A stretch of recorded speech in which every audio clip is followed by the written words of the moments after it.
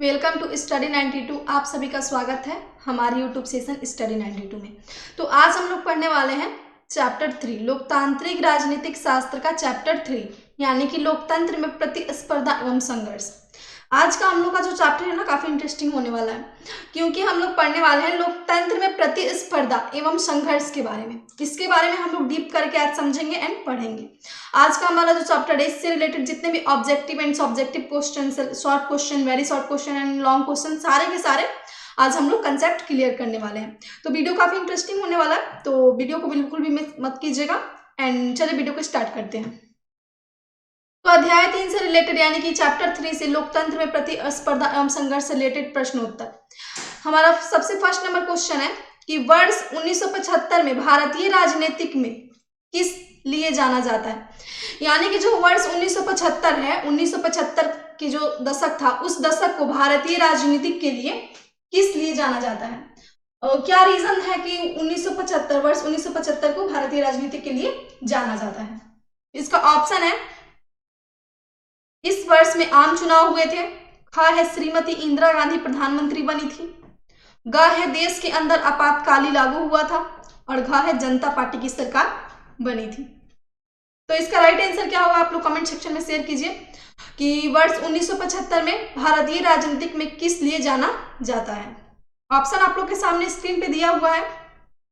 इस वर्ष आम चुनाव हुए थे, श्रीमती इंदिरा गांधी प्रधानमंत्री बनी थी, देश के अंदर आपातकाली लागू हुआ था, और जनता पार्टी की सरकार बनी थी। तो चलिए अगर एक नंबर क्वेश्चन का राइट आंसर की बात करते हैं तो इसका राइट आंसर हो जाएगा घ, यानी कि जनता पार्टी की सरकार बनी थी। जो जनता पार्टी की सरकार है ना वही बनी थी। इस साल आम चुनाव नहीं हुआ था, इंदिरा गांधी प्रधानमंत्री भी नहीं बनी थी, देश के अंदर आपातकाली भी लागू नहीं हुआ था, तो इसका राइट आंसर हो जाएगा कि जनता पार्टी की सरकार बनी थी। उसके बाद नेक्स्ट क्वेश्चन है 2 नंबर, भारत लोकतंत्र में सत्ता के विरुद्ध जन आक्रोश के दशक में प्रारंभ हुआ। भारत जो है वो लोकतंत्र के सत्ता के विरुद्ध जन आक्रोश जो हुआ था उस किस दशक में प्रारंभ हुआ, कौन सा दशक में सत्ता में जन आक्रोश प्रारंभ हो गया, शुरुआत हो गया। तो ऑप्शन नंबर क है 1960 के दशक में, ख है 1970 के दशक में, ग है 1980 के दशक में, और घ है 1990 के दशक में। तो इसका राइट आंसर आप लोग कमेंट सेक्शन में शेयर कीजिए। काफी इंटरेस्टिंग क्वेश्चन है बोर्ड एग्जाम के लिए कि भारत लोकतंत्र में सत्ता के विरुद्ध जन आक्रोश के दशक में प्रारंभ हुआ था, यानी किस दशक में प्रारंभ हुआ था। तो चलिए 2 नंबर क्वेश्चन का राइट आंसर की बात करते हैं तो इसका राइट आंसर हो जाएगा ख, यानी कि 1970। जो 1970 का दशक था ना, इसी में सत्ता के विरुद्ध जन आक्रोश जो हुआ था वो शुरू हुआ था। उसके बाद नेक्स्ट क्वेश्चन है 3 नंबर, बिहार में संपूर्ण क्रांति का नेतृत्व निम्नलिखित में से किसने किया। यानी कि जो बिहार राज्य है उसमें जो संपूर्ण क्रांति का जो नेतृत्व हुआ था वो नेतृत्व किसने किया था, किस व्यक्ति ने बिहार में संपूर्ण क्रांति का नेतृत्व किया था। ऑप्शन है मोरारजी देसाई, ख है नीतीश कुमार, ग है इंदिरा गांधी, और घ है जयप्रकाश नारायण।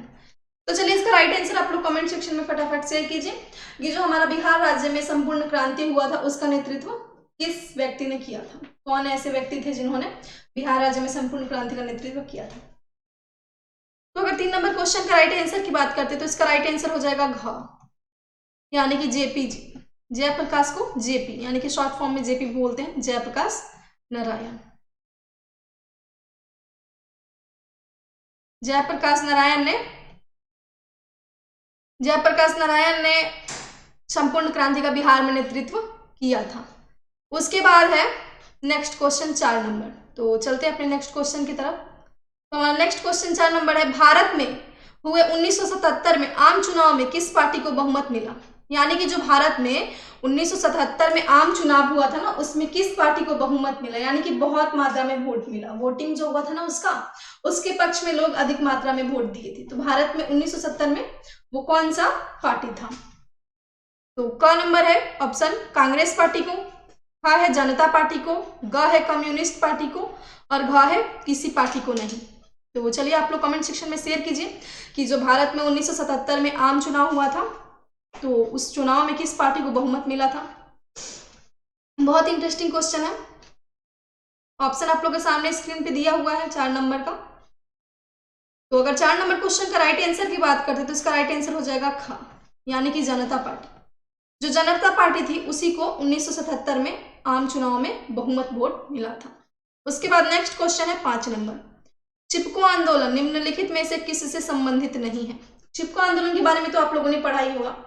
जो चिपको आंदोलन है वो निम्नलिखित में से किससे संबंधित नहीं है, यानी कि उसका संबंध किससे नहीं है। तो अभी हम लोगों ने ऑप्शन को नहीं पढ़ा है, तो देख लेते हैं कि ऑप्शन में क्या दिया हुआ है। ऑप्शन नंबर क है अंगूर के पेड़ काटने की अनुमति से, ख है आर्थिक शोषण की मुक्ति से, ग है शराब के विरुद्ध आवाज से, और घ है कांग्रेस पार्टी के विरुद्ध से। तो इसका राइट आंसर क्या होगा आप लोग कमेंट सेक्शन में फटाफट शेयर कीजिए कि जो चिपको आंदोलन है ना, इन चारों में से उसका संबंध, उसका रिलेशन किससे नहीं है। तो 5 नंबर क्वेश्चन का राइट आंसर की बात करते हैं। इसका राइट आंसर होगा यानी कि अंगूर के पेड़ काटने की अनुमति से। जो इसका रिलेशन है ना वो अंगूर के पेड़ काटने से कोई इसका संबंध नहीं है, उससे संबंधित ये नहीं है। उसके बाद है 6 नंबर क्वेश्चन। दलित मेथड्स के कार्यक्रम निम्नलिखित में से कौन संबंधित नहीं है? यानी कि जो दलित मेथड्स थे ना उनके कार्यक्रम निम्नलिखित में से किससे संबंधित नहीं है, यानी कि कौन संबंधित नहीं है दलित मेथड्स के कार्यक्रम से। तो ऑप्शन नंबर क है जाति प्रथा का उन्मूलन, ख है दलित सेना का गठन, ग है भूमिहीन किसानों की उन्नति, और घ है औद्योगिक मजदूरों के शोषण से मुक्ति। तो इसका राइट आंसर क्या होगा आप लोग कमेंट सेक्शन में शेयर कीजिए कि इन चारों में से इसका राइट आंसर क्या होगा। इनमें से कौन है जो दलित मेथड्स कार्यक्रम से संबंधित नहीं है। तो 6 नंबर क्वेश्चन का अगर राइट आंसर की बात करते तो 6 नंबर क्वेश्चन का राइट आंसर हो जाएगा क, यानी कि जाति प्रथा का जो उन्मूलन ना वो दलित मेथड्स के कार्यक्रम से संबंधित नहीं है। उसके बाद है 7 नंबर क्वेश्चन। निम्नलिखित में से कौन भारतीय किसान यूनियन के नेता थे? यानी कि पूछ रहा है कि कौन थे जो भारतीय किसान यूनियन के बारे में तो आप लोगों ने सुना ही होगा एंड पढ़ा भी होगा। तो कौन थे निम्नलिखित में से जो भारतीय किसान यूनियन के नेता थे, लीडर थे? तो ऑप्शन नंबर क है मोरारजी देसाई, ख है जयप्रकाश नारायण, ग है महेंद्र सिंह डकैत, और घ है चौधरी चरण सिंह। तो इसका राइट आंसर क्या होगा फटाफट कमेंट सेक्शन में शेयर कीजिए। 7 नंबर क्वेश्चन, क्योंकि भारतीय किसान यूनियन के नेता इन चारों में से कौन नहीं थे। तो चलिए 7 नंबर क्वेश्चन का राइट आंसर की अगर बात करते हैं तो इसका राइट आंसर हो जाएगा क, यानी कि जो मोरारजी देसाई जी थे ना इनका रिलेशन कोई भारतीय किसान से नहीं था, ये भी किसानों से कोई लेना देना नहीं रखते थे। बट जयप्रकाश नारायण जी थे उनका बहुत सारा आंदोलन भी हुआ था किसानों के लिए। महेंद्र सिंह डकैत जी थे उनका भी हुआ था। चौधरी चरण सिंह का भी रिलेशन था किसानों के साथ, बट मोरारजी देसाई का कोई कनेक्शन नहीं था किसानों से। तो इसका राइट आंसर क होगा। उसके बाद नेक्स्ट क्वेश्चन है 8 नंबर। ताड़ी विद्रोह आंदोलन निम्नलिखित में से किस प्रांत में शुरू किया गया? यानी कि ताड़ी जो विद्रोह आंदोलन है वो निम्नलिखित में से किस प्रांत में शुरू किया गया, यानी किस राज्य से शुरू किया गया, कौन सा प्लेस था जहां पे वो पहली बार शुरू किया गया था। तो ऑप्शन नंबर क है बिहार, ख है उत्तर प्रदेश, ग है आंध्र प्रदेश, और घ है तमिलनाडु। इसका राइट आंसर क्या होगा आप लोग फटाफट कमेंट सेक्शन में शेयर कीजिए कि ताड़ी विद्रोह जो आंदोलन हुआ था वो किस प्रांत से शुरू हुआ था। ऑप्शन आप लोग देख ही सकते हैं, आप लोग के सामने स्क्रीन पे दिया हुआ है। तो चलिए 8 नंबर क्वेश्चन का अगर राइट आंसर की बात करते हैं उसका राइट आंसर हो जाएगा ग, यानी कि आंध्र प्रदेश। ये जो आंदोलन शुरू हुआ था ये सर्वप्रथम आंध्र प्रदेश से शुरू हुआ था। उसके बाद नेक्स्ट क्वेश्चन है 9 नंबर। नर्मदा घाटी परियोजना किन राज्यों से संबंधित है? यानी कि जो नर्मदा घाटी परियोजना है उसका जो संबंध है वो कौन सा राज्य से संबंध है, किस राज्य से रिलेटेड ये क्वेश्चन पूछ रहे हैं हमसे कि नर्मदा घाटी। तो ऑप्शन नंबर क है बिहार, उत्तर प्रदेश, मध्य प्रदेश, ख है तमिलनाडु, केरल, कर्नाटक, ग है पश्चिम बंगाल, उत्तर प्रदेश और पंजाब, घ है गुजरात, महाराष्ट्र और मध्य प्रदेश। तो 9 नंबर क्वेश्चन का अगर राइट आंसर की बात करते हैं हम लोग तो इसका राइट आंसर हो जाएगा घ। इस क्वेश्चन को हम लोग एक बार पहले भी पढ़ चुके हैं। गुजरात, महाराष्ट्र और मध्य प्रदेश। जो नर्मदा घाटी परियोजना का संबंध है ना वो गुजरात, महाराष्ट्र और मध्य प्रदेश से है। इस क्वेश्चन को हम लोग पहले वाले वीडियो में भी एक बार रिपीट कर चुके हैं। उसके बाद है 10 नंबर क्वेश्चन। सूचना के अधिकार आंदोलन की शुरुआत कहाँ से हुई थी? जो सूचना का अधिकार आंदोलन है उसकी शुरुआत कहाँ से हुई थी, किस राज्य से हुई थी? तो ऑप्शन नंबर क है राजस्थान, ख है दिल्ली, ग है तमिलनाडु और घ है बिहार। तो 10 नंबर क्वेश्चन का राइट आंसर आप लोग कमेंट सेक्शन में शेयर कीजिए, काफी इंटरेस्टिंग वीडियो है। तो चलिए इसका राइट आंसर हो जाएगा क, यानी कि राजस्थान। जो सूचना के अधिकार आंदोलन की शुरुआत हुई थी वो राजस्थान राज्य से शुरू हुआ था। उसके बाद नेक्स्ट क्वेश्चन है 11 नंबर, सूचना के अधिकार संबंधी कानून कब बना? यानी कि जो सूचना का अधिकार का जो कानून है ना, उससे संबंधित, उससे रिलेटेड जितने भी कानून बनाए गए वो कब बनाए गए? तो ऑप्शन नंबर क है 2004 में, हाँ है 2005 में, ग है 2006 में एंड घ है 2007 में। तो इसका राइट आंसर क्या होगा आप लोग कमेंट सेक्शन में शेयर कीजिए कि सूचना के अधिकार संबंधी कानून जो है वो कब बने। तो चलिए 11 नंबर क्वेश्चन का राइट आंसर हो जाएगा ग, यानी कि 2006 में। 2006 में सूचना के अधिकार संबंधी कानून बनाए गए। उसके बाद नेक्स्ट क्वेश्चन है 12 नंबर, नेपाल में सप्तदलीय संगठन का मुख्य उद्देश्य क्या है? जो नेपाल देश है उसमें सप्तदलीय संगठन का मुख्य उद्देश्य क्या है, यानी कि वो क्या मुख्य रूप से उद्देश्य देता है? तो क है राजा को देश छोड़ने पर मजबूर करना, ख है लोकतंत्र की स्थापना, ग है भारत नेपाल के बीच संबंध को और बेहतर बनाना और घ है सर्वदलीय सरकार की स्थापना। तो 12 नंबर क्वेश्चन का राइट आंसर की बात करते हैं तो 12 नंबर क्वेश्चन का राइट आंसर हो जाएगा हाँ, यानी कि लोकतंत्र की स्थापना। नेपाल में सप्तदलीय संगठन का मुख्य उद्देश्य है लोकतंत्र की स्थापना करना। उसके बाद नेक्स्ट क्वेश्चन है 13 नंबर, बोलीविया में जैन संघर्ष के मुख्य कारण थे, यानी कि जो बोलीविया में जैन का संघर्ष हुआ था, जैन लोगों का संघर्ष, तो उसका मुख्य रीजन क्या था, मुख्य कारण क्या था? तो ऑप्शन नंबर क है पानी की कीमत में वृद्धि, ख है खाद्यान्न की कीमत में वृद्धि, ग है पेट्रोल की कीमत में वृद्धि और घ है जीवन रक्षक दवाओं की कीमत में वृद्धि। तो इसका राइट आंसर की बात करते हैं 13 नंबर क्वेश्चन का, तो इसका राइट आंसर हो जाएगा क, यानी कि पानी की कीमत में वृद्धि। उसके बाद नेक्स्ट क्वेश्चन है 14 नंबर, श्रीलंका जो है वो कब आजाद हुआ था? उसकी आजादी का जो सन था ना वो क्या था श्रीलंका का? श्रीलंका जो देश है वो कब आजाद हुआ था? तो इसी को आपको बताना है। तो ऑप्शन नंबर क है 1947, ख है 1948, ग है 1949 और घ है 1950।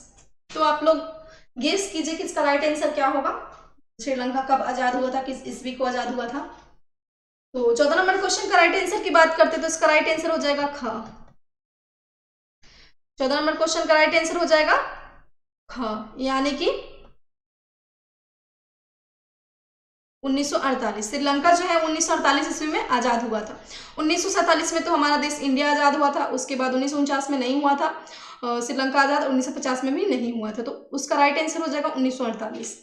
उसके बाद नेक्स्ट क्वेश्चन है 15 नंबर, राजनीतिक दल का आशय क्या है? जो राजनीतिक दल है ना उसका आशय क्या है? तो क है अफसरों के समूह से, ख है सेनाओं के समूह से, ग है व्यक्तियों के समूह से और घ है किसानों के समूह से। तो 15 नंबर क्वेश्चन का राइट आंसर की बात करते तो इसका राइट आंसर हो जाएगा ग, यानी कि व्यक्तियों के समूह से। उसके बाद नेक्स्ट क्वेश्चन है 16 नंबर, निम्नलिखित में से कौन सा प्रमुख उद्देश्य प्राय सभी राजनीतिक दलों का होता है? यानी कि कौन सा मुख्य उद्देश्य है जो प्राय राजनीतिक दलों का, सभी राजनीतिक दल जितने भी राजनीतिक पार्टी है ना, पॉलिटिकल पार्टी, उसका होता है? तो ऑप्शन नंबर क है सत्ता का प्राप्त करना, ख है सरकारी मदों को प्राप्त करना, ग है चुनाव लड़ना और घ है इनमें से कोई नहीं। तो 16 नंबर क्वेश्चन का भी अगर राइट आंसर की हम लोग बात करते हैं, यानी कि इसका राइट आंसर क्या होगा, तो 16 नंबर क्वेश्चन का राइट आंसर हो जाएगा क, यानी कि कोई भी सभी प्राय राजनीतिक दलों का जो प्रमुख उद्देश्य होता है वो सत्ता को प्राप्त करना, सीट को प्राप्त करना। इसका राइट आंसर हो जाएगा क, सत्ता को प्राप्त करना। उसके बाद 17 नंबर क्वेश्चन है, राजनीतिक दलों की नींव सर्वप्रथम किस देश में पड़ी? यानी कि जो राजनीतिक दल, यानी कि जो पॉलिटिकल पार्टी थी ना, उसका जो नींव पड़ा वो सर्वप्रथम किस देश में पड़ा? तो क है ऑप्शन ब्रिटेन में, ख है भारत में, ग है फ्रांस में और घ है संयुक्त राज्य अमेरिका में। तो 17 नंबर क्वेश्चन का अगर राइट आंसर की बात करते हैं तो इसका राइट आंसर हो जाएगा क, यानी कि ब्रिटेन में। जो कोई भी पॉलिटिकल पार्टी का जो नींव पड़ा ना, यानी कि राजनीतिक दलों का, तो वो सबसे पहले जो ब्रिटेन देश है वहां पे पड़ा, वहीं से शुरुआत हुई। उसके बाद नेक्स्ट क्वेश्चन है 18 नंबर, निम्नलिखित में से किसे लोकतंत्र का प्राण माना जाता है? देखिए क्वेश्चन कितना इंपॉर्टेंट है, इस क्वेश्चन को बिल्कुल भी मिस मत कीजिएगा। ये सारे के सारे क्वेश्चन है ना, बोर्ड एग्जाम में हर बार रिपीट होते हैं क्वेश्चन हर साल के एग्जाम में, तो बिल्कुल भी इसे, और वीडियो में अंत तक बने रहिए। आप लोग वीडियो छोड़ के भाग जाते हैं, अरे नहीं देखना मुझे ये वीडियो, बट ये सारे के सारे क्वेश्चन इंपॉर्टेंट है, इसलिए तो मैं बोल रही हूँ ना, तो वीडियो में बने रहे एंड पढ़ते रहिए, पढ़ाई करते रहिए। ये सारे के सारे क्वेश्चन इंपॉर्टेंट है बोर्ड एग्जाम की दृष्टि से। एंड अपने दोस्तों में भी शेयर कीजिए ताकि वो भी पढ़ के इससे बेहतर से बेहतर रिजल्ट ला सके। तो वीडियो में बने रहिए अंत तक। तो हमारा 18 नंबर क्वेश्चन है कि निम्नलिखित में से किसे लोकतंत्र का प्राण माना जाता है? प्राण का मतलब तो आप लोग समझ ही गए होंगे ना। तो ऑप्शन नंबर क है सरकार को, ख है न्यायपालिका को, ग है संविधान को, और घ है राजनीतिक दल को। तो आप लोग फटाफट इसका राइट आंसर गेस करके बताइए कि इसका राइट आंसर क्या होना चाहिए, किसे लोकतंत्र का प्राण माना जाता है। यानी कि लोक प्राण का यहाँ पे कहने का आशय ये है कि लोकतंत्र के लिए सबसे इंपॉर्टेंट है क्या है इनमें से। तो 18 नंबर क्वेश्चन का अगर राइट आंसर की बात करते हैं तो इसका राइट आंसर हो जाएगा घ, यानी कि राजनीतिक दल को। जो राजनीतिक दल है ना, इसी को लोकतंत्र का प्राण माना जाता है। अगर राजनीतिक दल ही नहीं रहेगा तो वोट किससे होगा, यानी कि चुनाव किस चीज से होगा। उसके बाद नेक्स्ट क्वेश्चन है 19 नंबर, निम्नलिखित में से कौन सा कार्य राजनीतिक दल नहीं करता है? यानी कि कौन सा ऐसा कार्य है जो राजनीतिक दल जो वो नहीं करता है। तो ऑप्शन नंबर क है चुनाव लड़ना, ख है सरकार की आलोचना करना, ग है प्राकृतिक आपदाओं में राहत कार्य, और घ है अफसरों की बहाली से संबंधित कार्य। तो आप लोग फटाफट कमेंट सेक्शन में शेयर कीजिए कि इन चारों में से कौन सा ऐसा कार्य है, कौन सा ऐसा काम है जो राजनीतिक दल नहीं करता है। तो अगर 19 नंबर क्वेश्चन का राइट आंसर की बात करते हैं तो इसका राइट आंसर हो जाएगा घ, यानी कि अफसरों की बहाली से संबंधित, अफसरों की बहाली से रिलेटेड कोई भी कार्य है जो लोकतांत्रिक दल नहीं करता है। उसके बाद 20 नंबर क्वेश्चन है कि निम्नलिखित में से कौन सा विचार लोकतंत्र में राजनीतिक दलों से मेल नहीं खाता है? यानी कि कौन सा ऐसा विचार है, कौन सा ऐसा मत है जो लोकतंत्र में राजनीतिक दल जो होते हैं ना उससे मेल नहीं खाता है। तो क नंबर है ऑप्शन, राजनीतिक दल लोगों की भावनाओं एवं विचारों को जोड़कर सामने रखता है। ख नंबर है राजनीतिक दल देश में एकता एवं अखंडता को स्थापित करने का साधन है। ग नंबर देश के विकास के लिए सरकारी नीतियों में राजनीतिक दल बाधा उत्पन्न करता है। और घ नंबर है राजनीतिक दल विभिन्न जाति, वर्ग, धर्म की समस्या सरकार तक पहुंचाता है। तो इन चारों में से कौन सा आंसर आपको राइट लगता है, आप लोग फटाफट कमेंट सेक्शन में शेयर कीजिए कि इसमें से इन चारों में से कौन सा ऐसा विचार है जो लोकतंत्र के दलों से मेल नहीं करता है, मेल नहीं खाता है। तो 20 नंबर क्वेश्चन का अगर राइट आंसर की बात करते हैं तो इसका राइट आंसर हो जाएगा ग, यानी कि देश के विकास के लिए सरकारी नीतियों में राजनीतिक दल बाधा उत्पन्न करता है। ये बिल्कुल रॉन्ग बात, ये बिल्कुल गलत बात है कि देश के विकास के लिए सरकारी नीतियों में जो है राजनीतिक दल बाधा उत्पन्न करता है, यानी कि ऐसा कोई बात नहीं है, ये लोगों के लिए गलत फहमी है। उसके बाद नेक्स्ट क्वेश्चन है 21 नंबर, किस देश में बहुदलीय व्यवस्था नहीं है? जो कौन सा ऐसा देश है जहां पे बहुदलीय व्यवस्था नहीं है? तो यहाँ पे क है पाकिस्तान, ख है भारत, ग है बांग्लादेश, और घ है ब्रिटेन। तो 21 नंबर क्वेश्चन का अगर राइट आंसर की बात करते हैं तो इन चारों में इसका राइट आंसर हो जाएगा घ, ब्रिटेन। उसके बाद नेक्स्ट क्वेश्चन है 22 नंबर, गठबंधन की सरकार बनाने की संभावना किस प्रकार की दलीय व्यवस्था में होती है? यानी कि एकजुट गठबंधन का तो आप लोग मतलब समझ ही रहे होंगे कि गठबंधन किसे बोलते हैं। तो यानी कि 2-3 पार्टीज एक ही में ज्वाइंट हो जाते हैं ना, उसे गठबंधन बोलते हैं। तो गठबंधन की सरकार बनाने की जब संभावना होती है ना, वो किस प्रकार की दल में अधिक संभावना बढ़ जाती है? यानी कि अब ऐसी स्थिति आ जाती है कि हाँ गठबंधन बनाना ही पड़ेगा, सरकारों को, दलों को, पार्टी को जोड़ना ही पड़ेगा। तो वो स्थिति है ना, वो संभावना किस दल में होती है? तो क नंबर है एक दलीय व्यवस्था, ख है द्विदलीय व्यवस्था, ग है बहुदलीय व्यवस्था, और घ है इनमें से कोई नहीं। तो 22 नंबर क्वेश्चन का अगर राइट आंसर की बात करते हैं हम लोग 22 नंबर क्वेश्चन का, तो इसका राइट आंसर हो जाएगा ग, यानी कि बहुदलीय व्यवस्था। उसके बाद नेक्स्ट क्वेश्चन है 23 नंबर, किसी भी देश में राजनीतिक स्थायित्व के लिए निम्नलिखित में से क्या आवश्यक नहीं है? तो ऑप्शन नंबर क है सभी दलों द्वारा सरकार को रचनात्मक सहयोग देना, ख है किसी भी ढंग से सरकार को अपदस्थ करना, और ग है निर्णय की प्रक्रिया में, और घ है सरकार द्वारा विरोधी दल को नजरबंद करना। तो इसका राइट आंसर फटाफट कमेंट सेक्शन में शेयर कीजिए। तो 23 नंबर क्वेश्चन का अगर राइट आंसर की बात करते तो इसका राइट आंसर हो जाएगा घ, यानी कि सरकार द्वारा विरोधी दल को नजरबंद करना। उसके बाद है 24 नंबर क्वेश्चन कि निम्नलिखित में से कौन सी चुनौती राजनीतिक दलों की नहीं है, यानी कि कौन सी ऐसी चुनौती है जो राजनीतिक दल की नहीं है। तो क नंबर है यहाँ पे, राजनीतिक दलों के भीतर समय पर संगठित निकाय चुनाव होना, राजनीतिक दलों में युवाओं और महिलाओं को उचित प्रतिनिधित्व नहीं मिलना, ग है राजनीतिक दलों द्वारा जनता की समस्याओं को सरकार के पास रखना, और घ है विपरीत सिद्धांत रखने वाले राजनीतिक दलों से गठबंधन करना। तो इसका राइट आंसर क्या होगा फटाफट कमेंट सेक्शन में शेयर कीजिए। तो 24 नंबर क्वेश्चन का राइट आंसर की बात करते हैं तो इसका राइट आंसर हो जाएगा घ, यानी कि विपरीत सिद्धांत रखने वाले राजनीतिक दलों से गठबंधन करना। उसके बाद नेक्स्ट क्वेश्चन है 25 नंबर, दल बदल कानून निम्नलिखित में से किस पर लागू होता है, यानी कि जो दल बदल कानून है ना, इस दल बदल कानून क्या होता है इसके बारे में हम लोग शॉर्ट क्वेश्चंस में, वेरी शॉर्ट क्वेश्चंस में पढ़ने वाले हैं इसी वीडियो में हम लोग, तो अंत तक आप लोग बने रहिए। तो दल बदल कानून निम्नलिखित में से किस पर लागू होता है, तो ऑप्शन नंबर क है सांसदों और विधायकों पर, ख है राष्ट्रपति पर, और ग है उपराष्ट्रपति पर, और घ है उपयुक्त में से सभी पर। तो 25 नंबर क्वेश्चन का अगर राइट आंसर की बात करते हैं तो इसका राइट आंसर हो जाएगा क, यानी कि सांसदों और विधायकों पर। उसके बाद नेक्स्ट क्वेश्चन है 26 नंबर, राजनीतिक दलों की मान्यता और उसका चिन्ह किसके द्वारा प्रदान किया जाता है, यानी कि जो राजनीतिक पॉलिटिकल पार्टी होती है उसकी जो मान्यता, उसकी मान्यता जो होती है और उसका जो चिन्ह वो किसके द्वारा प्रदान किया जाता है, यानी कि पॉलिटिकल पार्टी यानी कि राजनीतिक दलों को जो उसकी मान्यता मिलता है, उसका चिन्ह मिलता है, वोट देने वाला जो चिन्ह नहीं मिलता है, तो वो जो मिलता है ना वो किसके द्वारा प्रदान किया जाता है, कि कौन देता है। तो ऑप्शन नंबर क है राष्ट्रपति सचिवालय द्वारा, ख है प्रधानमंत्री सचिवालय द्वारा, ग है निर्वाचन आयोग द्वारा, और घ है संसद द्वारा। तो चलिए इसका राइट आंसर आप लोग कमेंट सेक्शन में फटाफट शेयर कीजिए कि 26 नंबर क्वेश्चन का राइट आंसर क्या होगा। तो चलिए 26 नंबर क्वेश्चन का राइट आंसर हो जाएगा ग, यानी कि निर्वाचन आयोग द्वारा। उसके बाद नेक्स्ट क्वेश्चन है 27 नंबर, निम्नलिखित में से कौन राष्ट्रीय दल नहीं है, यानी कि कौन है जो राष्ट्रीय दल नहीं है। तो ऑप्शन नंबर क है राष्ट्रीय जनता दल, ख है बहुजन समाज पार्टी, ग है लोक जनशक्ति पार्टी, और घ है भारतीय जनता पार्टी। तो अगर 27 नंबर क्वेश्चन का राइट आंसर की बात करते हैं तो 27 नंबर क्वेश्चन का राइट आंसर आप लोग फटाफट कमेंट सेक्शन में शेयर कीजिए।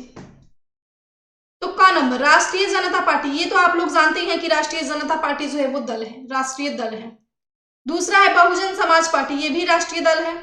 और घ नंबर है भारतीय जनता पार्टी यानी कि बीजेपी, तो ये भी राष्ट्रीय दल है। तो इसका राइट आंसर हो जाएगा लोक जनशक्ति पार्टी, यानी कि जो लोक जनशक्ति पार्टी है ना, लोक जनशक्ति पार्टी ये राष्ट्रीय दल नहीं है। उसके बाद नेक्स्ट क्वेश्चन है 28 number, Janata Dal United party का गठन कब हुआ। जदयू, जनता दल यूनाइटेड को यानी कि जनता दल यूनाइटेड को शॉर्ट में जदयू भी बोलते हैं। जदयू, कहीं कहीं आप लोगों ने जदयू देखा होगा, तो जनता दल यूनाइटेड का ही नेम है जदयू। तो जो जदयू है ना, इसका गठन कब हुआ था जनता दल यूनाइटेड पार्टी का।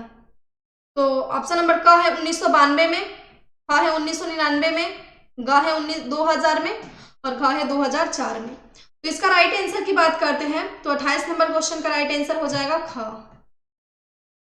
यानी कि 1999 ईस्वी में जनता दल यूनाइटेड पार्टी का गठन हुआ था।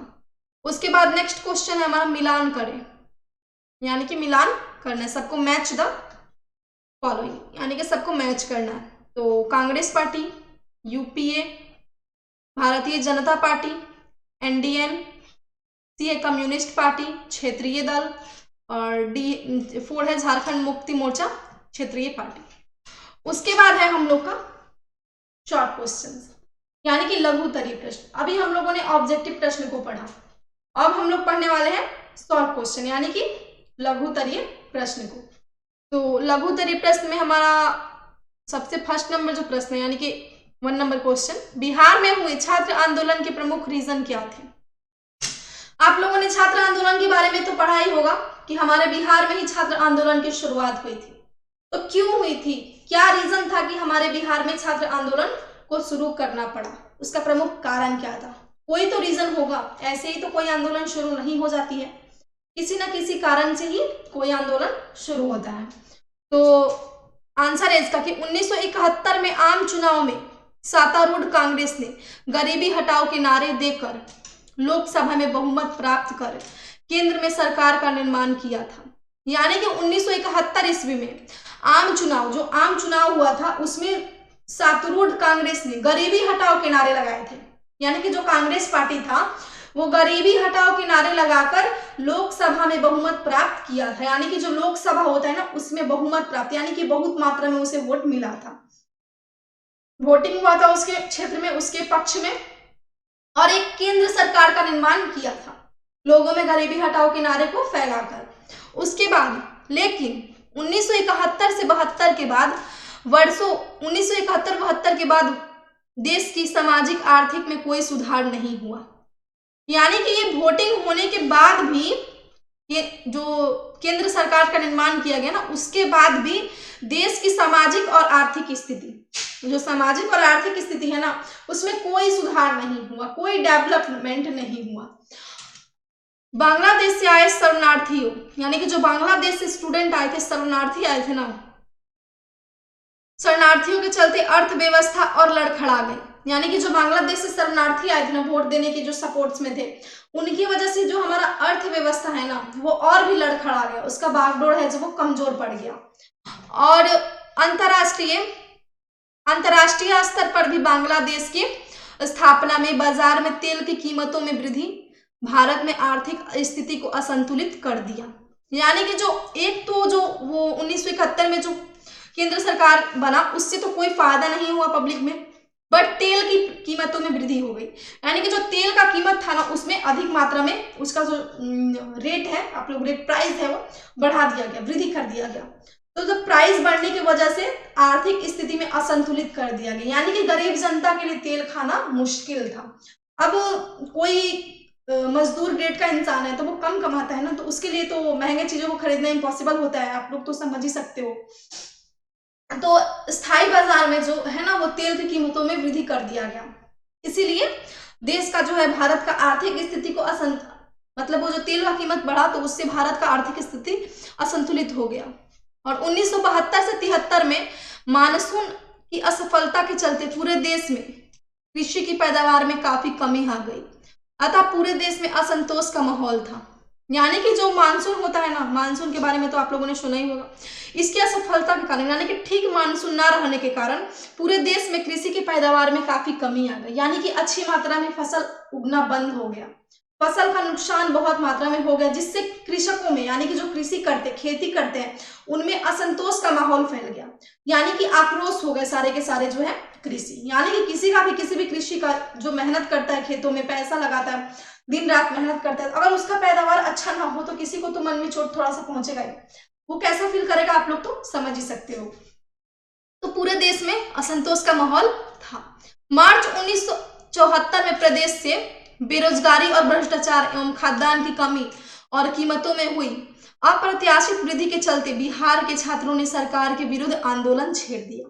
तो देखिए, रीजन था हमारा कि जो सरकार बनाना, ये जो लोगों में गरीबी हटाओ के नारे लगाकर सरकार तो बन गया, बट तेल का भाव में वृद्धि हो गया, तेल की कीमत में वृद्धि हो गया, जिससे कि पब्लिक में असंतुलन फैल गया, बट कृषि में भी असंतुलन फैल गया मानसून के चलते, मानसून की असफलताओं के कारण। और बेरोजगारी, लोग बेरोजगार होते गए, देश हमारा बेरोजगारी की तरफ की एक कदम और आगे बढ़ा। और भ्रष्टाचारी भी शुरू हो गया, खाद्यान्न की कमी, यानी कि जो भोजन है, खाने की सारी वस्तुएं में कमी होने लगी। और उसके बाद अप्रत्याशित वृद्धि के चलते बिहार के छात्रों ने, जो बिहार के छात्र थे, उन्होंने मिलकर सरकार के विरुद्ध आंदोलन छेड़ दिया। यही रीजन है, आप लोग को तो समझ में आ ही गया होगा कि क्या रीजन था छात्र आंदोलन का हमारे बिहार में। तो यही रीजन था कि बिहार के स्टूडेंट ने, यानी कि छात्रों ने आक्रोशित होकर सरकार के विरुद्ध आंदोलन छेड़ दिया। उसके बाद है दूसरा क्वेश्चन, चिपको आंदोलन के उद्देश्य क्या थे? यानी कि शॉर्ट क्वेश्चन में अभी चिपका आंदोलन के बारे में आप लोगों ने थोड़ी मात्रा में समझा। अब हम लोग डिस्कस यहाँ पे करते हैं उसके बारे में कि चिपका आंदोलन का जो उद्देश्य था वो क्या था। तो इसका आंसर है कि उत्तराखंड के 2-3 गांवों में लोगों ने वन विभाग से निवेदन किया कि खेती बाड़ी की औजार बनाने के लिए उन्हें अंगूर के पेड़ काटने की अनुमति दी जाए, लेकिन वन विभाग की अनुमति मतलब यानी कि उत्तराखंड के 2-3 गांव के लोगों ने, यानी कि उत्तराखंड जो जगह है ना, वहां के 2-3 गांव के लोग, विलेज में जो लोग रहते हैं ना गांव में, उन्होंने वन विभाग से निवेदन किया, उनसे रिक्वेस्ट किया कि मुझे खेती बाड़ी के में औजार बनाने के लिए, यानी कि हथियार, उसको बनाने के लिए अंगूर के पेड़ काटने की अनुमति दी जाए। यानी कि पूछ रहे थे कि मुझे औजार बनाना है खेती बाड़ी, जो कृषि से रिलेटेड कोई कार्य करने के लिए, तो उसके लिए अनुमति दीजिए मुझे अंगूर के पेड़ों को काटने के लिए। लेकिन वन विभाग ने अनुमति खेल की सामग्री के निर्माताओं को दे दी। यानी कि वन विभाग ने इसकी अनुमति जो है वो खेल यानी कि जो अनुमति दिया वन विभाग ने पर खेल की सामग्री बनाने के लिए। और वन विभाग के इस कार्रवाई से गांव वालों काफी दुखी हो गए। यानी कि जो गांव वाले थे ना, उनको कृषि के लिए तो इसका यूज करने के लिए मना कर दिया गया, बट खेल के सामान बनाने के लिए, खेल संबंधित, खेल से रिलेटेड वस्तुएं बनाने के लिए उन्हें आदेश दे दिया गया। इसी सब भावनाओं से दुखी होकर वन विभाग के इस कार्रवाई से गांव वालों ने काफी दुखी हो गए। यानी कि जो गांव के लोग थे ना, वन विभाग के इस बिहेवियर से काफी रुष्ट हो गए, काफी क्रोधित हो गए, और उन्होंने इस निर्णय का जबरदस्त विरोध किया। यानी कि इसका विरोध किया, इसे रोकना चाहे गांव के लोगों ने।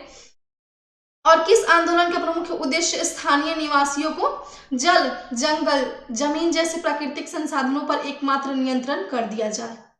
यानी कि यही सब कारण है कि चिपको आंदोलन लोगों ने शुरू किया। उसके बाद नेक्स्ट क्वेश्चन है 3 नंबर, स्वतंत्र राजनीतिक संगठन क्या है? यानी कि स्वतंत्र राजनीतिक जो संगठन है ना, वो क्या है? अब हम लोग समझते हैं कि स्वतंत्र राजनीतिक संगठन क्या है। इसके बारे में आप लोगों ने नाम तो सुना होगा कि हाँ स्वतंत्र राजनीतिक संगठन है, बट क्या है? तो इसका आंसर है, स्वतंत्र राजनीतिक संगठन का आयात ऐसे व्यक्तियों के समूह से होता है। यानी कि जो स्वतंत्र राजनीतिक संगठन है, इसका जो आयात होता है ना, इससे कुछ इनकम्स आयात होते हैं, वो ऐसे व्यक्तियों से होते हैं जो समान उद्देश्य से प्राप्ति के लिए बिना किसी दबाव के कार्य करते हैं। यानी कि ऐसे व्यक्तियों के हाथों में होता है इसका बागडोर, जो किसी बिना उद्देश्य को प्राप्त करने के बिना दबाव से कार्य करते हैं, अपने इच्छा से, स्वतंत्रता से। उसके बाद है 4 नंबर क्वेश्चन, भारतीय किसान यूनियन की मुख्य मांगे क्या थी? यानी कि जो भारतीय किसान यूनियन थे ना, इसके बारे में तो आप लोगों ने सुना ही होगा, भारतीय किसान यूनियन ट्रस्ट। तो इसकी जो मुख्य मांगे थी ना, वो क्या थी? तो इसका आंसर है कि भारतीय किसान यूनियन के गन्ने और गेहूं की सरकारी खरीद मूल्य में बढ़ोतरी करने। यानी कि जो भारतीय किसान यूनियन का मुख्य मांग था, गेहूं और गन्ना जो होता है ना, उसका बिक्री होता है, उसको सरकारी खरीद में जो सरकार खरीदती हो उसकी मूल्य में बढ़ोतरी हो, यानी कि अधिक मात्रा में पैसे दे किसानों को। और कृषि से संबंधित उत्पादों की अंतरराज्य आवाजाही पर लगी पाबंदियों को समाप्त करने में, और समुचित दर्पण क्रांति सुधा बिजली की आपूर्ति करने। यानी कि जो सुधा बिजली है, जो सरकार बिजली की प्रावधान लागू की, उसे देने के लिए किसानों में, और किसानों के बकाये कर्ज को माफ करने तथा किसानों के लिए पेंशन की योजना करने की प्रावधान की मांग की थी। उसका मुख्य मांग था कि गेहूं और किसानों का मुख्य मांग था गेहूं और गन्ने की जो कीमत है सरकारी रेट बढ़ा दिया जाए, और आवाजाही पाबंदियों को समाप्त कर दिया जाए, बिजली की सुविधा की जाए, किसानों के बकाये कर्ज, जितने भी उनके बाकी कर्ज थे उसको माफ कर दिया जाए, और किसानों के लिए पेंशन योजना की प्रावधान को शुरू किया जाए, लागू किया जाए। यही था किसानों का मांग। 5 नंबर क्वेश्चन है कि सूचना के अधिकार आंदोलन के मुख्य उद्देश्य क्या थे? यानी कि जो सूचना का अधिकार आंदोलन था उसका मुख्य उद्देश्य क्या था? तो आंसर है, सूचना के अधिकार आंदोलन की शुरुआत राजस्थान के एक छोटे से गांव से हुई थी। यानी कि जो सूचना का अधिकार आंदोलन की शुरुआत हुई थी, हम लोगों ने शॉर्ट क्वेश्चन में पढ़ा कि वो राजस्थान से हुई थी। तो राजस्थान के एक छोटे से गांव से शुरू हुई थी, और 1994 और 1996 में जन सुनवाई की योजना किया, और आंदोलन के दबाव में सरकार को पंचायत राज, जो पंचायती राज होता है ना, उसके प्रतिलिपि को प्राप्त करने की अनुमति दे दी। और 1996 में सूचना के अधिकार को लेकर दिल्ली की राष्ट्रपति समिति का गठन किया और 2002 में सूचना की स्वतंत्रता नामक एक विधेयक पारित किया गया, लेकिन वह अमल नहीं किया जा सका, यानी उस पर कोई अमल नहीं किया, उस पर कोई ध्यान नहीं दिया। फिर 2004 में सूचना के अधिकार संबंधी विधेयक को भारतीय संसद में उपस्थित किया गया, यानी कि जो सूचना से संबंधित विधायक थे उनको भारतीय संसद भवन में, पार्लियामेंट हाउस में उनको उपस्थित किया गया। उसके बाद जिसे जून 1905 में राष्ट्रपति को स्वीकृति पाकर अधिनियम के रूप में धारण किया। उसके बाद 6 नंबर क्वेश्चन है, राजनीतिक दल की परिभाषा दे। पॉलिटिकल पार्टी क्या होता है? पॉलिटिकल पार्टी, राजनीतिक दल क्या होता है, किसे कहते हैं? बोर्ड एग्जाम में आप लोगों से पूछेगा कि इसका डेफिनेशन दीजिए राजनीतिक दल का, तो आप लोग कैसे दीजिएगा? तो हम लोग वेरी शॉर्ट तरीके से लेकर आए हैं, समझने वाले डिफिनेशंस को हम लोग लेकर आए हैं जो कि आसानी से आप लोगों को समझ में आ जाए और आसानी से आप लोग बोर्ड एग्जाम में इस क्वेश्चंस को लिख पाए। तो 6 नंबर क्वेश्चन का राइट आंसर की अगर बात करते हैं, यानी कि इसका आंसर की बात करते हैं, तो राजनीतिक दल का आशय ऐसे व्यक्तियों की किसी से भी समूह से है, यानी कि जो राजनीतिक दल है उसका आशय ऐसे समूह से है, ऐसे व्यक्तियों के समूह से है जो किसी सामान्य उद्देश्य की प्राप्ति के लिए कार्य करते हैं, यानी कि जिसका कोई समान उद्देश्य हो उसी के लिए कार्य करते हैं।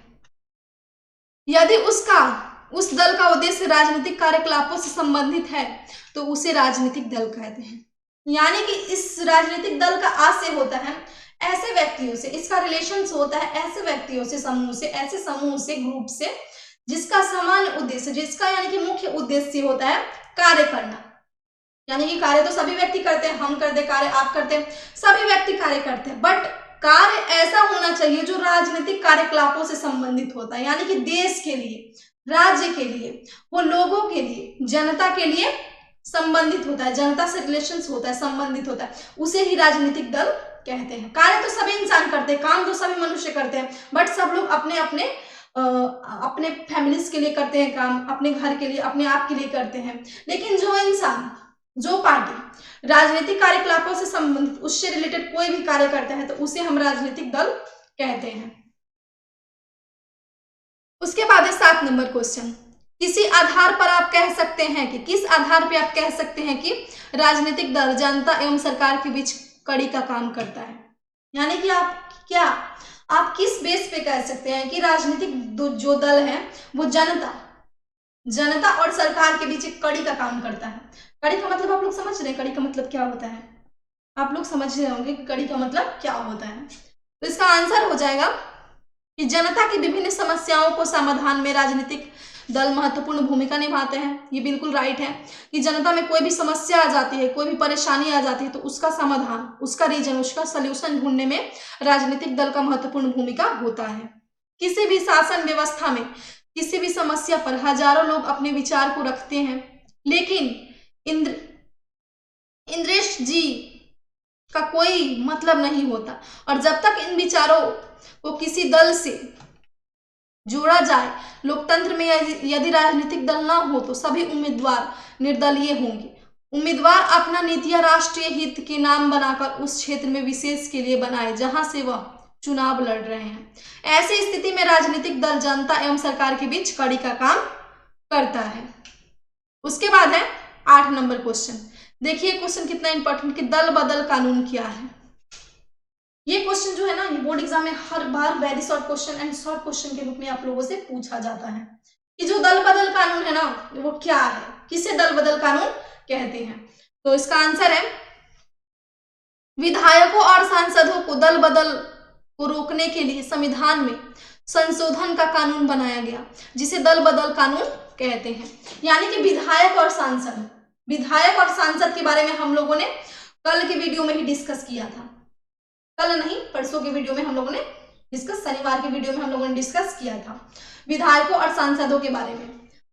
तो विधायक और सांसदों को दल बदल करने के लिए, यानी दल बदल को रोकने के लिए संविधान संशोधन किया। संविधान क्या किया? संशोधन किया, और संशोधन करके एक कानून बनाया जिसे दल बदल कानून के नाम से जाना जाता है। उसके बाद नेक्स्ट क्वेश्चन है 9 नंबर, राष्ट्रीय राजनीतिक दल किसे कहते हैं। यानी कि जो राष्ट्रीय राजनीतिक दल है ना, वो किसे कहते हैं, राष्ट्रीय राजनीतिक दल। तो वैसे सामाजिक दल जिनका अस्तित्व पूरे देश में होता है, जिनके कार्यक्रम एवं नीतियां राष्ट्रीय स्तर पर भी होते हैं, उसे ही राष्ट्रीय दल कहते हैं। यानी कि वैसे सोशल पार्टीज, यानी कि वैसे सामाजिक दल जिनका अस्तित्व, जिनके आधार में पूरे देश होता है, जिसका अस्तित्व पूरे देश में होता है, फैला होता है, उसके कार्यक्रम एवं नीतियां, यानी कि उसका कार्य, उसका नीति राष्ट्रीय स्तर पर भी होता है, उसी को राष्ट्रीय राजनीतिक दल कहते हैं। तो ये था हमारा लघु उत्तरीय प्रश्न। अब हम लोग पढ़ने वाले हैं दीर्घ उत्तरीय प्रश्न के बारे में। तो ये हमारा दीर्घ उत्तरीय प्रश्न अब हम पढ़ने वाले हैं। तो सबसे पहला है दीर्घ उत्तरीय प्रश्न की, जनसंघर्ष से भी लोकतंत्र मजबूत होता है, क्या आप इस कथन से सहमत हैं? अपने पक्ष में तर्क दें। यानी कि क्वेश्चन हमसे पूछ रहा है कि जनसंघर्ष, यानी कि जनता में संघर्ष, लोगों में संघर्ष से भी लोकतंत्र मजबूत होता है, स्ट्रॉन्ग होता है, लोकतंत्र की जो सत्ता है ना वो स्ट्रॉन्ग होता है। तो क्या आप इस बात से सहमत हैं, इस कथन से सहमत हैं? अपने पक्ष में तर्क दीजिए। तो लोकतंत्र को मजबूत बनाने एवं उसे सुदृढ़ बनाने में जन संघर्षों की भूमिका अहम होती है। 19वीं सदी के 7वें दशक के दौरान भारत में अनेक तरह की सामाजिक और लोकप्रिय जन संघर्ष हुई। यानी कि क्वेश्चन हमसे बोल रहा है कि 19वीं सदी और 7वें दशक के दौरान भारत में अनेक तरह की जो जन संघर्ष हुआ वो हुआ अनेक तरह का। उसके बाद 1971 में श्रीमती इंदिरा गांधी जी के नेतृत्व में केंद्र में कांग्रेस लोकतंत्र का गला घोटने का प्रयास किया गया। यानी कि इंदिरा गांधी 1971 में इंदिरा गांधी का जब शासनकाल था, उस समय उनके नेतृत्व में केंद्र में कांग्रेस लोकतंत्र का गला घोटने का प्रयास किया। उसके विरुद्ध में सरकार ने विरोधी जन संघर्ष करते हुए इस जन संघर्ष के कारण 1977 में जनता में पार्टी की स्थापना हुई।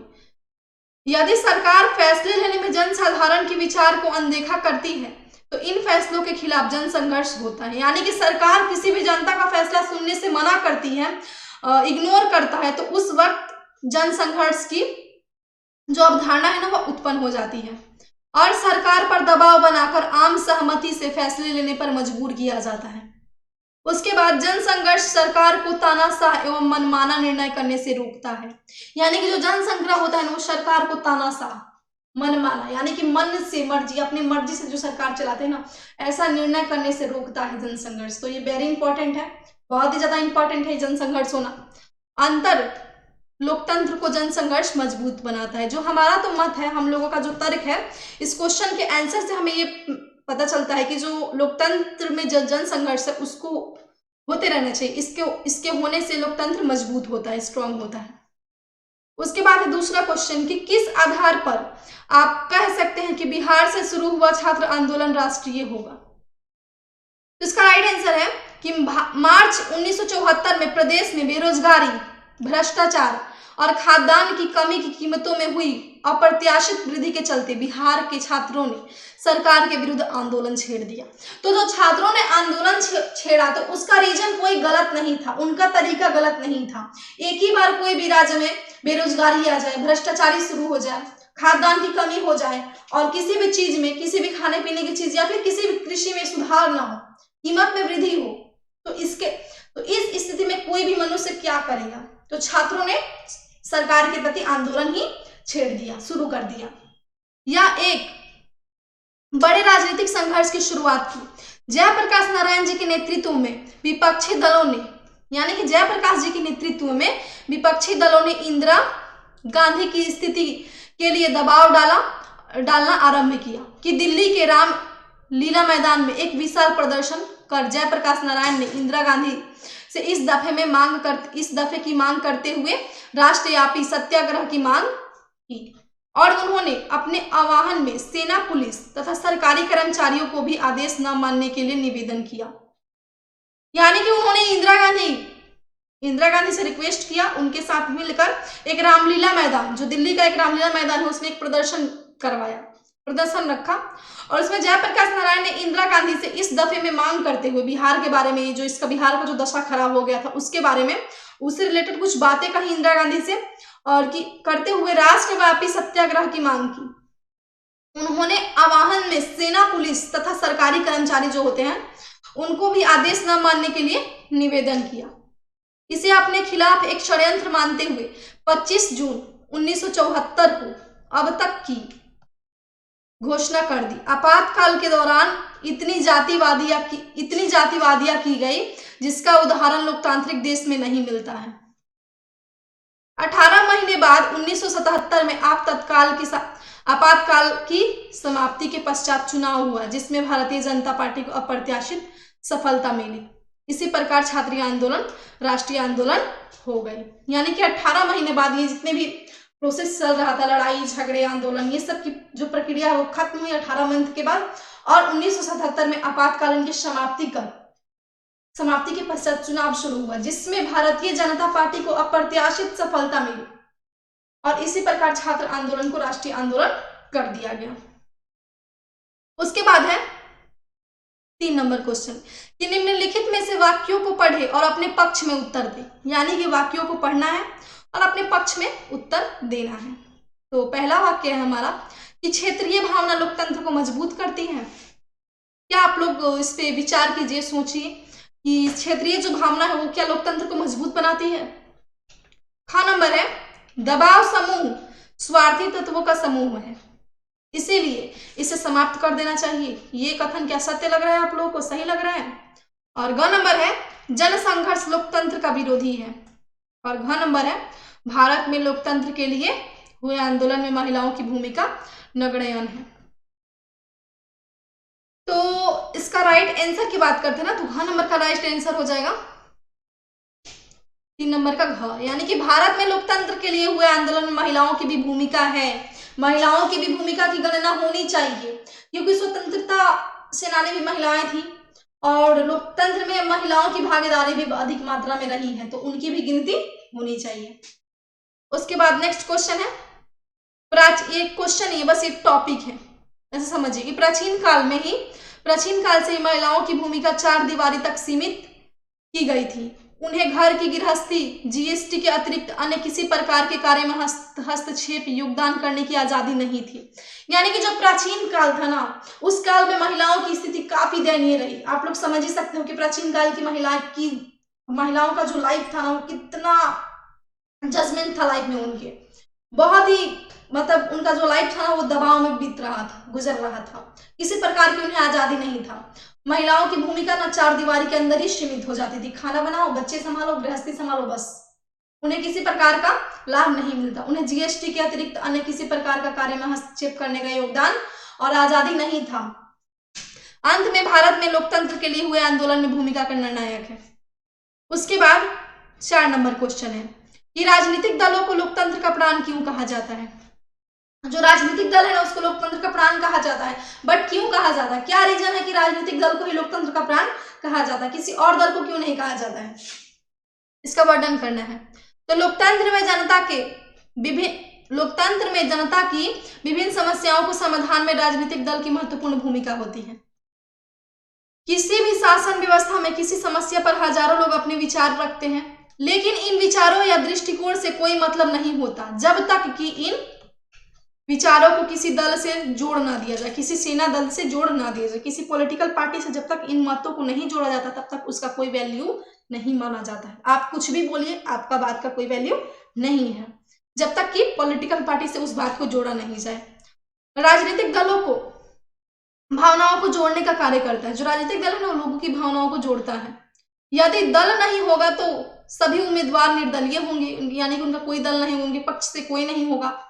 उस क्षेत्र विशेष के लिए नीतियां बनाई जाए जहां से वह चुनाव लड़ रहे हैं, और ना ही राष्ट्रीय हित में ऐसी स्थिति में जीत की अखंडता और एकता खतरे में पड़ जाएगी। यानी कि कोई दल नहीं होगा तो जो राष्ट्र की एकता और अखंडता है ना वो खतरे में पड़ जाएगी।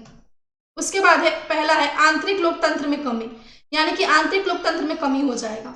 दलों के अंदर किए जाने वाले निर्णय में दलों की सभी समस्याएं की सहमति नहीं ली जाती है, और दलों के प्रमुख पदों पर दल के प्रमुख नेताओं और उनके सगे संबंधियों का कब्जा होता है। इसीलिए चुनाव भी समय पर होता है और दलों के भीतर के लिए किए गए फैसले की जानकारी सभी लोगों में नहीं हो पाती है। उसके बाद है दूसरा नेतृत्व का संकट। आज किसी भी दल में ऐसा कोई नेता नहीं होगा जो सर्वमान्य होता है। दल को सही दिशा दे सके, ऐसा कोई भी नेता नहीं है। राजनीतिक दलों में युवा एवं महिलाओं का नेतृत्व में अभाव पाया जाता है। युवाएं को अपना भविष्य राजनीतिक में सुरक्षित नहीं लगता। यानी कि आज का जो युवा लोग है ना, यंग मैन, वो सोचते हैं कि पॉलिटिकल से जुड़कर ही क्या होगा, उसमें मेरा कोई भविष्य नहीं है। वो सोचते हैं कि पॉलिटिकल लाइफ से अगर हम जुड़ेंगे तो हमारा जीवन जो है खतरे में होगा। बट जयप्रकाश नारायण जी कहते हैं कि हर एक छात्र को अपनी पढ़ाई लिखाई की दृष्टि, पढ़ाई लिखाई भी करना चाहिए, बट अपने देश के लिए हमेशा रेडी रहना चाहिए। अपने देश के आंदोलन के लिए, देश में हो रहे जितने भी कार्य हो रहे हैं उससे रिलेटेड सभी चीज की जानकारी होनी चाहिए। राजनीतिक पार्टियों में भाग लेना चाहिए अपने देश के छात्र को, युवाओं को। उसके बाद तीसरा है वंशवाद। राजनीतिक दलों के शीर्ष पर बैठे लोग अनुचित लाभ लेते हुए अपने सगे संबंधियों, दोस्तों और रिश्तेदारों के शीर्ष पर बैठाते हैं। चौथा है काले धन एवं अपराधियों का प्रभाव। आज लड़ने में काफी रुपया खर्च होता है, काफी रुपया पैसा है लड़ाई में, लड़ाई झगड़े विवाद, इसमें काफी पैसे खर्च होते हैं पब्लिक के। यह राजनीतिक दल जायज एवं नाजायज तरीके से अपनाने से परहेज नहीं करता। चुनाव में पूंजीपतियों को उम्मीदवार के रूप में उतारा जाता है। बट ये बात बिल्कुल सही है। जो लोग चुनाव में बहुत पैसे वाले हैं वो पैसे से उम्मीदवारों को खरीद लेते हैं, वोट देने वाले पब्लिक को खरीद लेते हैं। हाँ, वो मुझे वोट देगा, मेरे पास तो बहुत ज्यादा पैसा है। जो चुनाव में अपने काले धन का प्रयोग करते हैं, अपने काले धन का प्रयोग करके वोटिंग लेते हैं, सत्ता को प्राप्त करते हैं, जो कि बिल्कुल गलत है। ये जो बात है ना, ये बिल्कुल गलत है। उसके बाद है 5 नंबर, सिद्धांतहीनता की स्थिति। आज कोई भी दल अपने मूल सिद्धांतों पर कायम नहीं रहती है। यानी कि कोई भी पार्टी, पॉलिटिकल पार्टी ऐसा नहीं है जो मूल सिद्धांतों पर कायम रहे। वह सत्ता प्राप्त करने के लिए अपने सिद्धांतों को भी छोड़ देता है। वह सत्ता को प्राप्त करने के लिए, सीट को प्राप्त करने के लिए अपने मूल सिद्धांतों को भी भुला देता है, छोड़ देता है। उसके बाद 6 नंबर है अवसरवादी गठबंधन। भारत में किसी भी दल को सरकार बनाने के लिए आवश्यक बहुमत नहीं मिल पाता है, इसीलिए वे संगठन करते हैं जिनके सिद्धांत एवं विचारों में विभिन्नता होता है। तो इस तरह का गठबंधन अवसरवादी होते हैं। उसके बाद है 5 नंबर क्वेश्चन कि राजनीतिक दल राष्ट्रीय विकास के किस प्रकार योगदान देते हैं। यानी कि जो राजनीतिक दल है वो राष्ट्रीय विकास में किस प्रकार का योगदान देते हैं। तो जिस देश में राजनीतिक दलों के विचार, सिद्धांत एवं दृष्टिकोण व्यापक होंगे, उस देश का राष्ट्रीय विकास उतना ही अधिक होगा। यानी कि देखिए क्वेश्चन हम लोगों से आंसर इसका बोल रहा है, क्वेश्चन पूछ रहा है कि राजनीतिक दल राष्ट्रीय विकास के किस प्रकार योगदान देते हैं, यानी किस प्रकार सहयोग देते हैं राष्ट्रीय दल। तो जिस देश में राजनीतिक दलों के विचार, सिद्धांत एवं दृष्टिकोण व्यापक होंगे, यानी कि अच्छे होंगे, उनका सोच अच्छा होगा, उनका फीलिंग्स अच्छा होगा जनता के प्रति, उस देश का विकास 100% होगा ही होगा। राष्ट्रीय विकास के लिए जनता को जागरूक समाज एवं राज्यों में एकता एवं राजनीतिक स्थायित्व का होना आवश्यक होता है। लोकतांत्रिक देशों में नागरिकों को जितना मिले वह उतना ही में संतुष्ट हो जाते हैं, उनमें ज्यादा पाने की इच्छा नहीं होती। ऐसी स्थिति में राजनीतिक दल ही नागरिकों को अपने अधिकार के प्रति स्वागत रहने के लिए प्रेरित करते हैं। राजनीतिक दलों के विभिन्न दलों में धर्म, वर्ग, लिंगों के सदस्य होते हैं जो अपनी जाति, धर्म, वर्ग एवं मिली का प्रतिनिधित्व भी करते हैं। राजनीतिक दल ही किसी देश में राजनीतिक स्थायित्व में ला सकते हैं। सत्ता पक्ष एवं विपक्ष के सहयोग में विधानमंडल में ऐसी नीतियां एवं कार्यक्रम को पास कराने में सहयोग देते हैं। राजनीतिक दल राष्ट्रीय विकास में महत्वपूर्ण भूमिका निभाते हैं। यानी कि जो राजनीतिक दल है वो राष्ट्र के विकास में महत्वपूर्ण भूमिका निभाते हैं, उनका बहुत बड़ा ही योगदान होता है। उसके बाद है 6 नंबर क्वेश्चन, राजनीतिक दलों के प्रमुख कार्य बताएं। अब हमसे क्वेश्चन पूछ रहे हैं कि राजनीतिक दल का प्रमुख कार्य क्या होता है, उनका काम क्या होता है। तो उनका कार्य है, फर्स्ट नंबर है नीतियां एवं कार्यक्रम तय करना। राजनीतिक दल जो है अपनी बनाई गई नीतियां और कार्यक्रम को आधार पर चुनाव लड़ते हैं। यानी कि बनाया गया जो कार्यक्रम और नीति होता है ना, उसी के आधार पर वो चुनाव लड़ते हैं।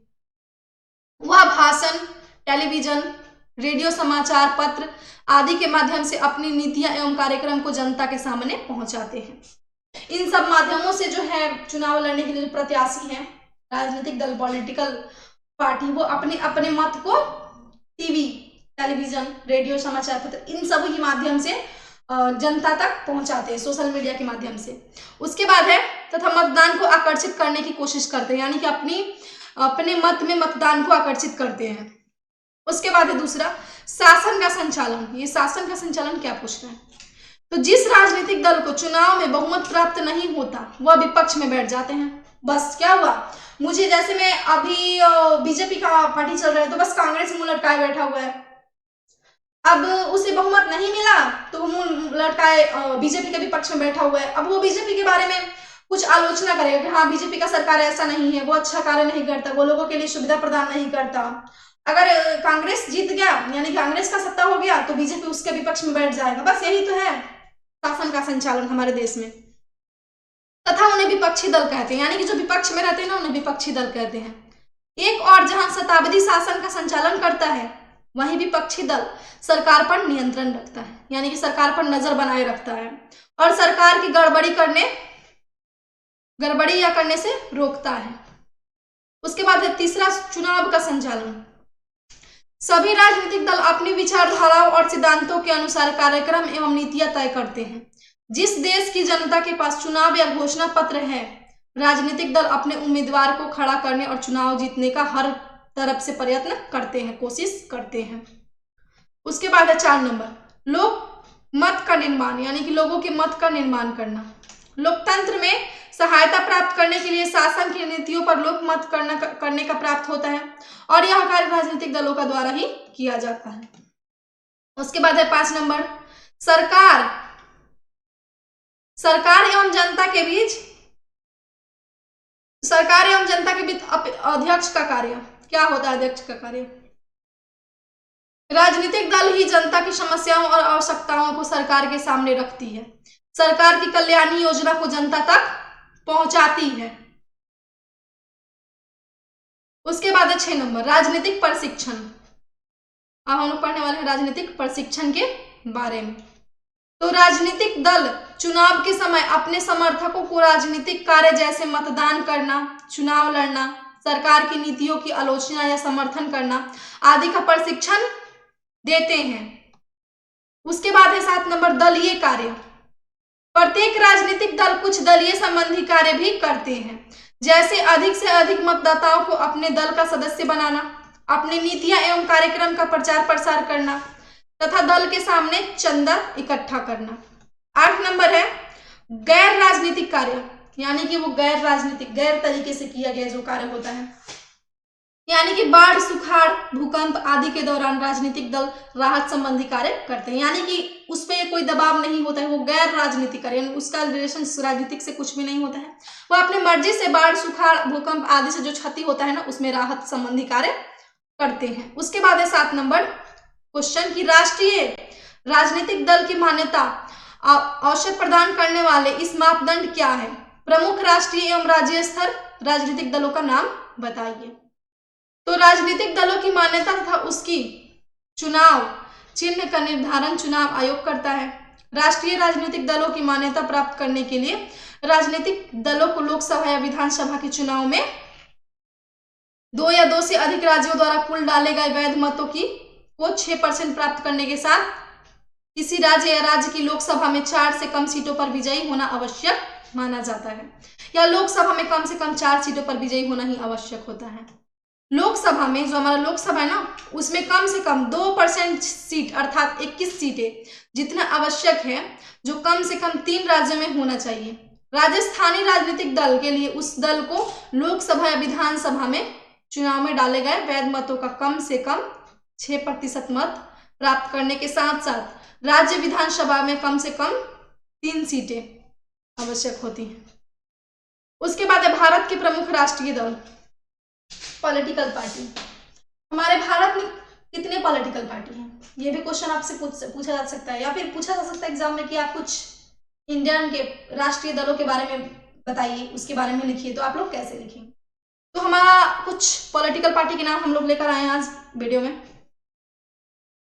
प्रमुख राष्ट्रीय दल, पहला है भारतीय राष्ट्रीय कांग्रेस, दूसरा है भारतीय जनता पार्टी, तीसरा है भारतीय कम्युनिस्ट पार्टी, चौथा है भारतीय कम्युनिस्ट पार्टी मार्क्सवादी, पांचवा है बहुजन समाज पार्टी, छठा है राष्ट्रीय कांग्रेस पार्टी और सातवां है राष्ट्रीय जनता पार्टी। भारत में हमारे 7 प्रमुख राष्ट्रीय दल हैं, बिल्कुल 7। एग्जाम में आप लोगों से पूछ सकता है, बोर्ड एग्जाम में शॉर्ट क्वेश्चंस में, कि हमारे भारत में प्रमुख रूप से कितने राष्ट्रीय दल हैं, कितने पॉलिटिकल पार्टी हैं।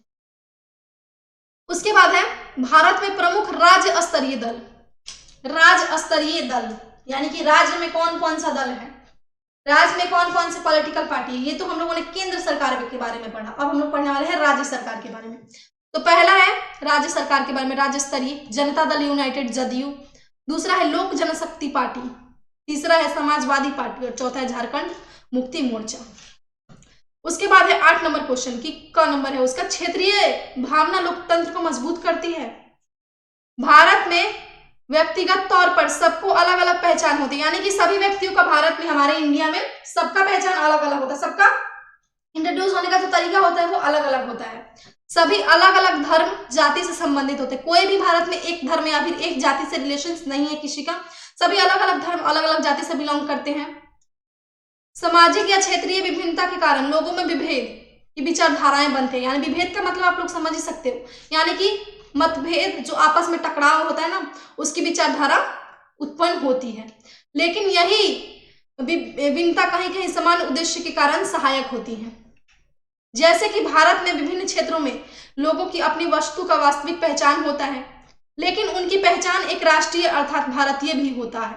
यानी कि भारत में कोई भी किसी भी धर्म से बिलोंग करे, किसी भी जाति से बिलोंग करे, बट वो भारतीय ही होता है, उसकी पहचान एक ही होती है, भारतीयता, नागरिकता जो होती है ना उसकी भारतीय होती है, जो लोकतंत्र को मजबूत करती है, यह हमारे लोकतंत्र को स्ट्रांग बनाती है। उसके बाद एक नंबर, दबाव समूह स्वार्थी तत्व का समूह है, इसे समाप्त कर देना चाहिए। तो इस मत से आप कितने सहमत हैं, आप लोग इस मत से कितने सहमत हो, तो इसको आंसर के रूप में आप लोगों को बताना है। तो भारतीय समूह प्रतिनिधि आत्मक लोकतंत्र है, यहाँ हर समूह जाति वर्ग के लोग की सहमति से उनके प्रतिनिधि चुने जाते हैं। यानी कि जो हमारे भारत में जो पार्टी से ना लोकतंत्र की शासन चलती है हमारे भारत में, तो लोकतंत्र का मतलब होता है लोगों की मत से चलना, सरकार को चूज करना। यहाँ हर समूह, हर जाति, हर वर्ग के लोग रहते हैं और उनकी सहमति से, उनके सहयोग से प्रतिनिधि चुने जाते हैं, जो शासन को उनकी तरफ भागीदारी करते हैं। अगर कोई एक समूह अपनी मांग को नाजायज तरीके से बनवाने की कोशिश करता है तो उस समूह का उनका विरोध कर उसे मनमानी करने से रोक सकता है। उसके बाद है ग नंबर, जन संघर्ष और लोकतंत्र का विरोध। जब जनता सरकार के किसी निर्णय के विरोध में जनता आंदोलन करती है तो उसे जन संघर्ष कहते हैं। यानी कि कोई निर्णय, यानी कि कोई डिसीजन सरकार लिया है बट वो गलत है, जनता की नजर में वो डिसीजन गलत है, रॉन्ग है, तो जनता उस समय आंदोलन करती है सरकार के विरुद्ध। तो इस आंदोलन को जन आंदोलन कहते हैं, जन संघर्ष कहते हैं। जन संघर्ष के दौरान जनता आंदोलन करती है जिससे सामाजिक व्यवस्था बिगड़ती है, इसीलिए जब जन संघर्ष लोकतंत्र का विरोधी है। यानी कि जब संघर्ष होता है ना सरकार के प्रति तो इससे रेपुटेशंस खराब होते हैं, तो इस वजह से जन संघर्ष लोकतंत्र के प्रति विरोधी है। तो ये था आज का हमारा कुछ most important question, short question, long question and objective question. तो आप लोग को कैसा लगा हमें कमेंट सेक्शन में शेयर कीजिए। जो आज का वीडियो है ना काफी लॉन्ग था बट बोर्ड एग्जाम की दृष्टि से काफी इंटरेस्टिंग क्वेश्चन है। तो लोकतांत्रिक राजनीतिक शास्त्र का चैप्टर 3 से रिलेटेड जितने भी क्वेश्चन थे आज हम लोगों ने पढ़ लिया। अब नेक्स्ट वीडियो में हम लोग पढ़ेंगे चैप्टर 4 से रिलेटेड। तो एंड मेरे वीडियो को लाइक कीजिए एंड चैनल को सब्सक्राइब कर दीजिएगा ताकि कोई भी वीडियो सबसे पहले, वीडियो का नोटिफिकेशन सबसे पहले आप लोगों तक पहुंचे। थैंक यू, फिर मिलते हैं नेक्स्ट वीडियो में, तब तक के लिए बाय बाय।